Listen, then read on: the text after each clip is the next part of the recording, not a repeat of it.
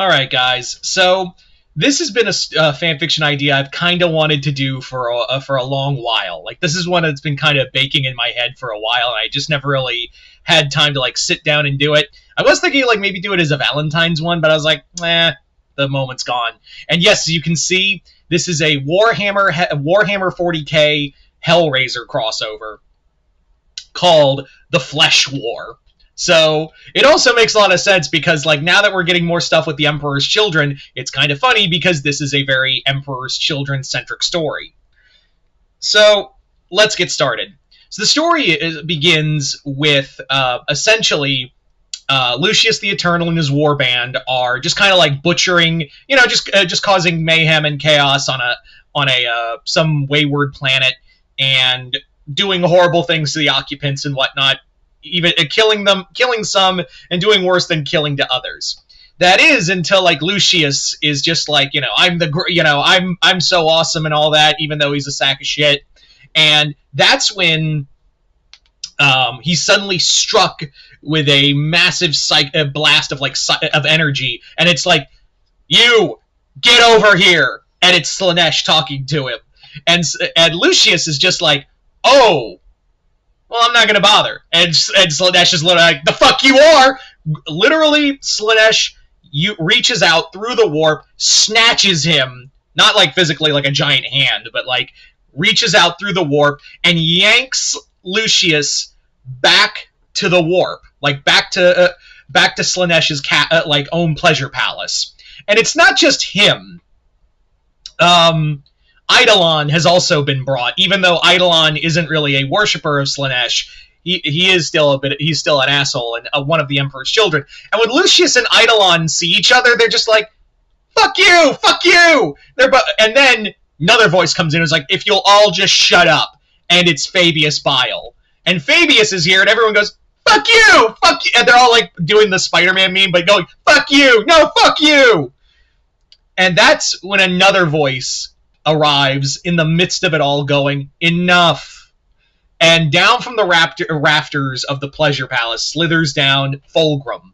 And everyone's just kind of like, oh, that motherfucker's back. And Fulgrim's like, I was going to make it a big surprise for all of you, but the Prince of Pleasure demands our unity for the moment. And Fabius is like, I don't believe in your god. Like, I believe in myself. I'm the only god here.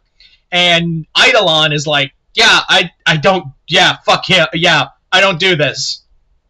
And Lucius is like, well, I got my own shit, even though, yeah, she who thirsts can, like, thirst on my dick another time. I've got, depravity to handle. But Fulgrim just, like, slaps his tail down around all three of them, is like, you guys are gonna listen. So Fulgrim explains that Slaanesh, recently, their god, their patron, the Emperor's Children's patron god, she's under attack. Like, she has fallen under attack by a god from another universe. Something has been, like, trying to break its way through the warp and into specifically Slaanesh's home. Like, it's basically like, yeah, it's trying to break into Slaanesh's part of the warp, and it's kind of winning. That being is called Leviathan, and Leviathan, much like Slaanesh, is a being that derives off of pain and pleasure and all these other things. And Slaanesh has been holding back Leviathan's advances for a while, but now Leviathan has let loose its own army, the Cenobites.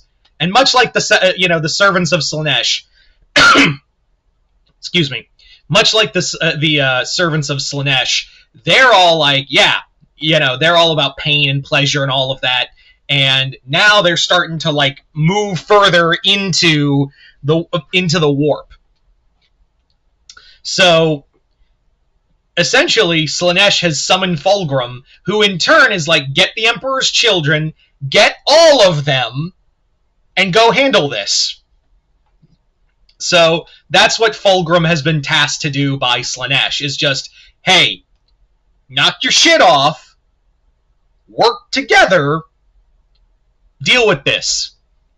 So Fulgrim just basically tells them, like, I brought the three of you back together. I brought my three of my favorite sons back into the fold, and I wish only to have your warbands and the other lost children of the Emperor's children all under my banner again, and we just butt fuck the figuratively and literally these Cenobites into oblivion. And the three Eidolon is like, I would never. Are you fucking serious? No. Fabius is like, no. Lucius is just like, sure. Like, do I get to do horrible things to people again? And their anuses? Nice.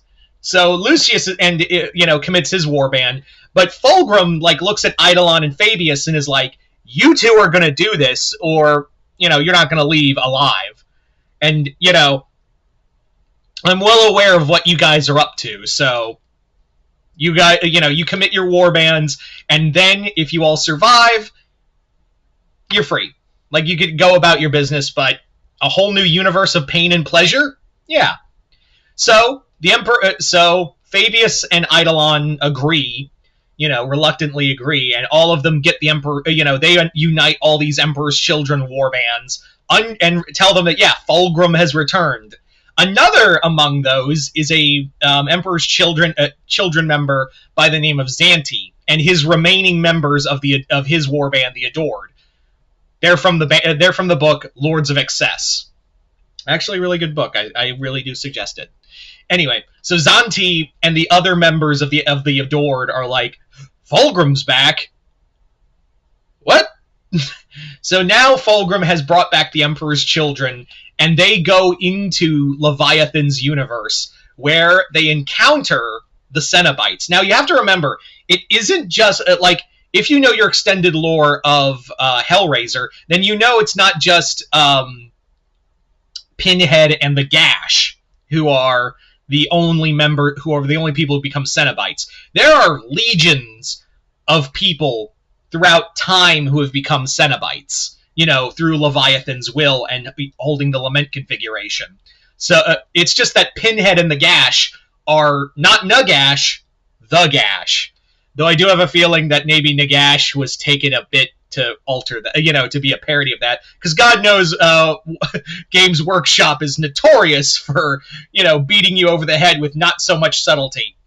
Anyway, so Pinhead and the Gash are like the generals of the Cenobite Legion. So the Emperor's Children, backed by Slaanesh demons, all go into Leviathan's kingdom, which is a giant labyrinth that's ever shifting.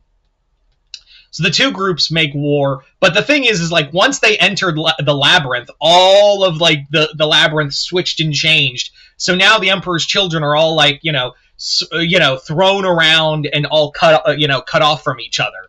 Where they encounter, since this is the home field of the Cenobites, Pinhead just basically tells them all, welcome, fellow pursuers of pleasure. I am happy to hear that you have all arrived, so eager to hear about our god of excess. Well, he greets you with pain.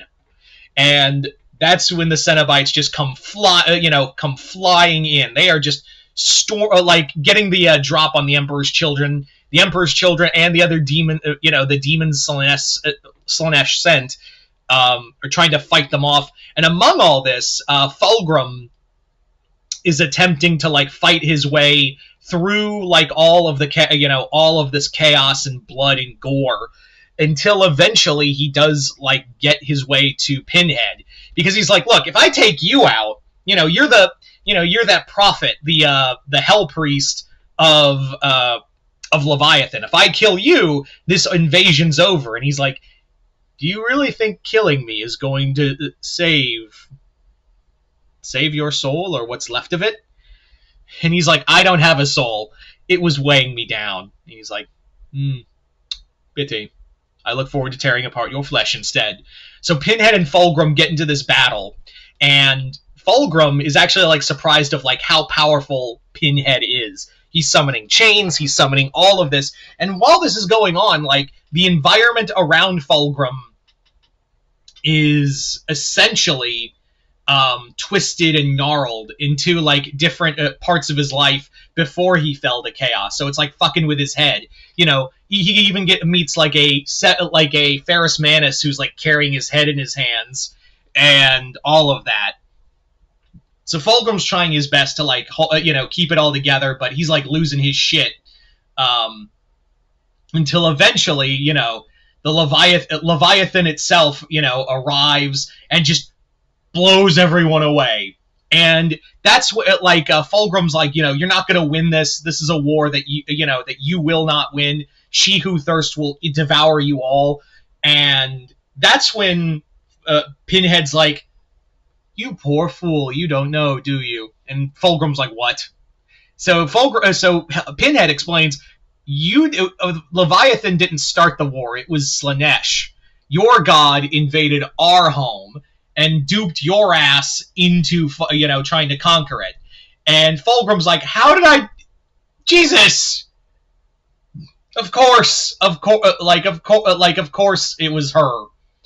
So Pinhead's like, look, we'll return. We will return you all because we see also that you are pursuers of pleasure, and we acknowledge that. So the ones we haven't killed, we'll take the bodies of the ones we've slain or the dead or dying, and the rest of you can go back, but don't ever come back, or you won't be leaving at all.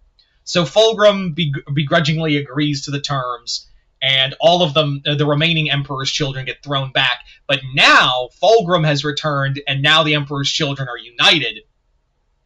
And they're all like, well, what's our first course of action? And Fulgrim's just like, oh, I think I need to stretch something out. And Lucius is in the background going, giggity. Anyway, so there you go, guys. That is the Hellraiser Warhammer 40k story. You guys tell me in the comments below, what did you guys think of it? Comment below, let me know. Other than that, hope you all enjoyed this. I'm Mr. Multiverse. I'll see you next time in the Multiverse.